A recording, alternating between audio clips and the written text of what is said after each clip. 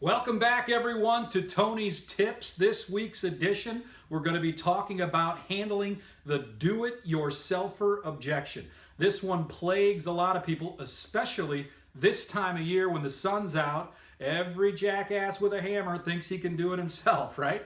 And so you're going to hear that objection more and more this time of year, spring, summer. We hear that objection quite frequently. So, how do we handle that objection? Well, it's important to understand when you get that objection in the field, whether you're knocking on doors, whether you're at the trade show, whether you are at an event, fair, festival, or even in the retail stores, while you're generating leads, sometimes you're going to hear that objection and it may be legitimate. This person may be very, very equipped to do the project themselves.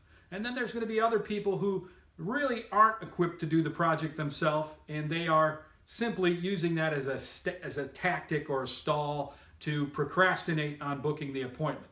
In any case, the only way to get to the bottom of that is by following our formula for handling objections. One, we're going to empathize, right? We're going to say, I can appreciate that. I understand. That makes sense. You do it yourself. We're not going to argue or rebut, right? So first we're going to empathize, then we're going to ask some probing questions, some really good probing questions to get to the bottom of this, to find out if this is a real do-it-yourselfer or just someone who thinks they can do it themselves, is to just simply ask them, where would you think you'd go about getting the product from? What type of window are you thinking about installing yourself? What type of bath system are you thinking about putting in the home? Are you going to use acrylic or tile? What type of shingle are you going to put up on the roof? Are you going to use asphalt? Or are you going to use a laminated shingle? You're going to do metal? All right, let's get into a little bit more in-depth conversation to find out, have they gotten that far? If you find out they are very specific in the exact series and style and model of the type of product they're going to install, then they're probably pretty serious about doing this project themselves. If you find out, well, I'd probably just go to Home Depot, I haven't quite gotten that far yet. You're hearing things like that, probably not a serious do-it-yourselfer in that particular situation. In any case, regardless, we're going to ask these probing questions, finding out, have you done a project like this before at the house?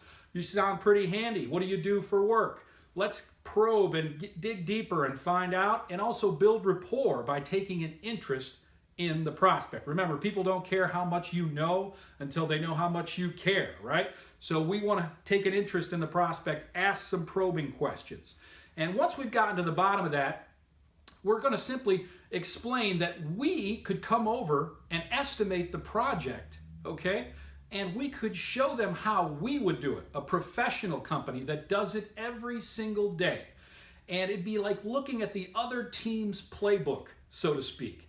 And so by having a professional company come over that does it every day and show you how we would do it, you're just going to be better off whether you decide to do it with us or whether you decide to do it on your own or whether you decide to do it with another company. It's going to be a very valuable, informative visit.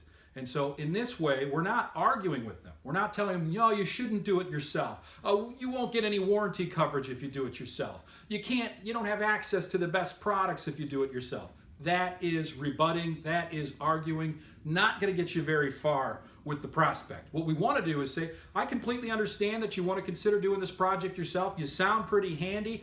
However, I just want to make you aware, you're welcome to have a professional company like us come over, tell you exactly how we do the job. We'll measure it, we'll inspect it, we'll share with you the products we use and why we use them, how we install it. And then if you decide you still want to do it yourself, well, you're more than welcome to do that. You'll be more informed and better prepared to tackle that project on your own after having had the visit with us. So please keep that logic in mind with dealing with the do-it-yourselfer objection, and always ask that million-dollar question at the end. Hey, if, I'm not saying we can, but if we could do the project for you as cost-effective as you could do it yourself, you didn't have to lift a finger, got a warranty, the whole 9 yards, is that something you would at least consider? Who's going to say no to that, right? And how do you consider that prospect right there? Well, you got to have us out for an estimate. So you've always got that million-dollar question. And what is that again? If we could do the work for you as cost-effective as you could do it yourself, you didn't have to lift a finger, got a lifetime warranty, is that something you would at least consider? No one's going to say no to that. They're either going to say, well, yeah, I'd consider it, or they're going to say, well, how in the world can you do that? In either case, we can go into our value of the visit and explain, hey, I don't know that we can, but at least give us the opportunity. Come out, show you what we can do for you. Worst case scenario, you decide to do it yourself, you're welcome to do that. Hope you find this information helpful. Great tips on how to handle the do-it-yourselfer objection that we hear all so often this time of year. Wishing you the best of luck out there. Any more questions, comments, please post your thoughts below. Love to hear your feedback. If there's any objections you're struggling with out there, we'd be happy to help you with them.